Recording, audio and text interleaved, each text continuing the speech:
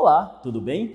Este vídeo está sendo patrocinado pela Politec Recife. E se você aí é de Recife ou regiões próximas e está em busca de fazer um curso de radiologia, enfermagem, análises clínicas, administração ou contabilidade, este lugar é para você. Politec, referência em ensino técnico.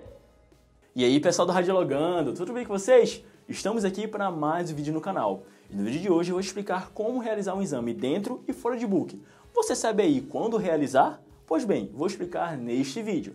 Mas calma, antes de começar o vídeo, eu já quero que você deixe o like e curta o vídeo para poder ajudar ainda mais o nosso trabalho. E se você é novo no canal, está chegando agora, já se inscreve, não perde tempo e ativa todas as notificações para você ficar por dentro de todo o conteúdo que é postado aqui semanalmente. Lembrando também que você pode nos seguir nas redes sociais para poder radiologar um pouco mais de perto, tanto no @radiologando quanto no @igorgilprof. Assim, você consegue acompanhar todos os conteúdos que são postados no feed e também no story. Sem mais delongas, vamos para o vídeo?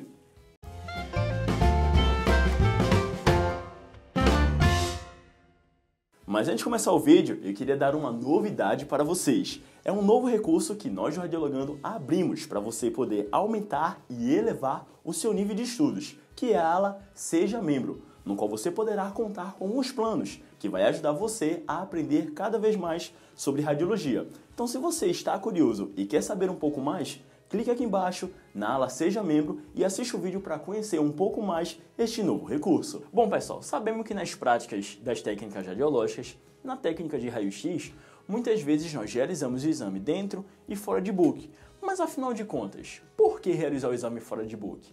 Por que realizar o exame dentro de book? E a pergunta crucial, quando realizar, dentro ou fora de book? Na teoria, o book, por sua vez, que também pode ser descrito como grade antidifusora, grade Potter book, vocês também poderão encontrar com essa nomenclatura, tem a finalidade de absorver a radiação secundária, que também pode ser chamada como radiação espalhada. Essa radiação espalhada, ou a radiação secundária, ela possui uma energia muito baixa comparado à energia da radiação primária, que por sua vez vai afetar a qualidade da imagem e o principal, vai interferir com relação à qualidade da imagem exatamente pelo fato de ter uma baixa energia. Então o que acontece? A grade antidifusora, ou o book por sua vez, ele vai filtrar essa radiação secundária, fazendo com que apenas a radiação primária possa passar pelo book até mesmo chegar a interagir com o filme radiográfico para poder sensibilizá-lo. Sendo assim, a grade antidifusora nós podemos encontrar na mesa de exame e também no book mural. Ela vai ficar entre o paciente e o chassi. E essa grade antidifusora, o book, é basicamente uma tela plana com pequenas lâminas alinhadas, de forma perpendicular ou anguladas. Depende do fabricante, mas o objetivo principal continua sendo o mesmo, filtrar a radiação secundária. Então o que acontece? No processo da emissão da radiação, ou seja, na exposição, a radiação primeiro vai interagir com o objeto, que é o paciente. Após essa interação, existem duas formas no qual a radiação pode continuar o seu segmento. Ela pode continuar de forma perpendicular, ou seja, não sofrer nenhum desvio, ou ela pode ser desviada, que daí já é o espalhado. Quando ela é desviada, basicamente a energia diminui e o sentido dessa radiação também muda. E quando essa direção muda, é quando a grade antidifusora entra em ação, pois ela evita com que essa radiação espalhada, que contém baixa energia, que vai interferir na qualidade do exame, ela é simplesmente absorvida por essas lâminas, que pode ser de alumínio ou chumbo, depende muito da espessura que é utilizada. Então o que acontece? Essa grade difusora, como eu falei, ela fica entre o paciente e o chassi, fazendo com que apenas a radiação que é perpendicular chegue ao filme radiográfico, com uma energia adequada para poder sensibilizar o filme e formar uma imagem de boa qualidade. Por isso que se você realizar um exame de tórax dentro de book, vocês vão ter essa imagem aí que está aparecendo na tela de vocês, quando comparado com a imagem de tórax realizada fora de book. Percebeu a diferença? Pois bem, a diferença é exatamente que em uma, nós não temos a ação da radiação secundária. E na outra, além da radiação primária, nós temos a radiação secundária. Por isso que a qualidade da imagem não fica tão boa, não fica tão nítida, o contraste também diminui. Até porque, como o book ele filtra essa radiação, ele vai basicamente definir quais os fótons que vão passar ou não para poder interagir com o filme radiográfico ou receptor de imagem. Então, uma imagem de boa qualidade geralmente é realizada dentro de book. Mas professor, quando eu aprendi posicionamento radiológico, eu fazia a mão, pé, tornozelo, punho, antebraço e cotovelo, por exemplo, fora de book. Quer dizer então que eu preciso realizar dentro de book? Não. É porque também existe uma regra quando você pode realizar o exame fora de book sem perder a qualidade, que é exatamente com relação à espessura do objeto. Sabemos que a espessura do objeto ela interfere diretamente com relação ao cálculo do KV e que também vai auxiliar no que diz respeito à definição se você deve ou não realizar o exame dentro de book.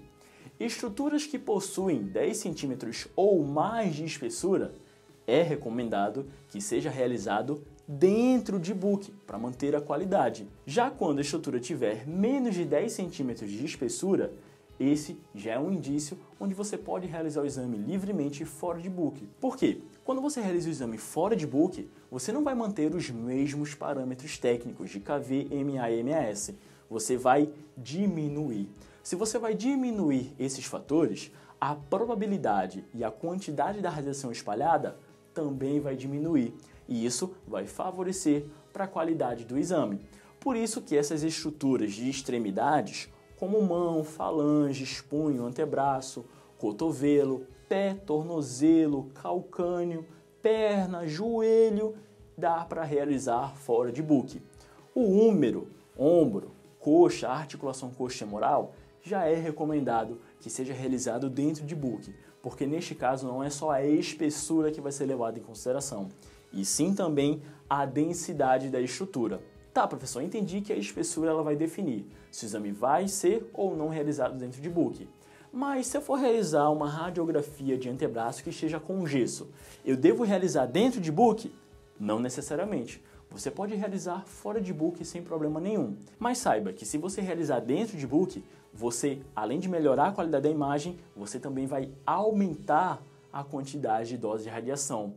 E lembrando que nós temos aí os princípios básicos de proteção radiológica. Lembre-se da lei ALARA, do princípio da otimização.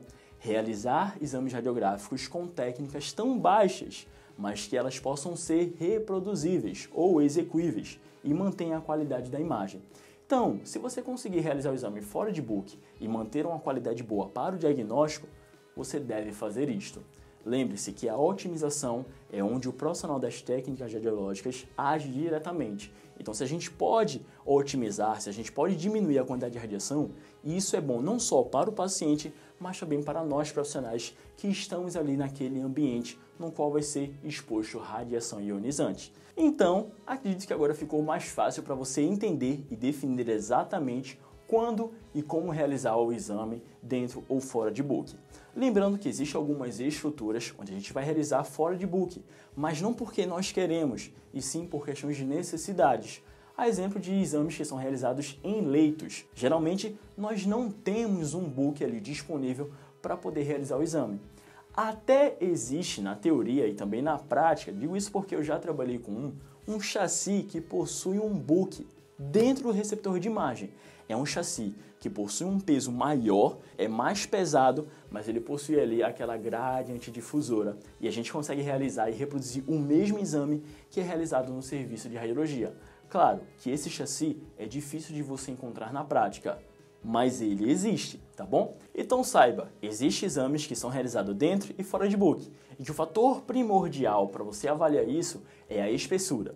Se for maior que 10 centímetros, dentro de book. Se for menor que 10 centímetros, fora de book. Assim, fica fácil para você definir. Anotaram? Pois bem, gente, lembrando também que existem exames que devem ser realizados dentro de book, mas que também pode ser realizado fora de book, a exemplo do fêmur, a depender também das condições que o paciente vai te oferecer. Enfim, existem vários métodos para você realizar o procedimento.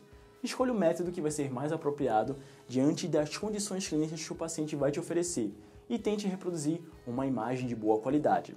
Independente da técnica que você for aplicar, a técnica tem que ser otimizada e tem que reproduzir uma imagem de boa qualidade. Também não adianta a gente diminuir tanto uma técnica do ponto de que a gente precisa repetir o exame porque não ficou bom. Existe também com relação aí ao fator de você poder diminuir na técnica digital, tanto realizando dentro ou fora de book, porque no computador a gente consegue manipular a imagem e mexer no contraste radiológico. É uma das vantagens da radiologia digital. Bom, eu espero que você tenha aprendido e tenha anotado todas as informações que eu passei para vocês neste vídeo. Se você assistiu o vídeo até aqui e ainda não deixou o like, tá perdendo tempo.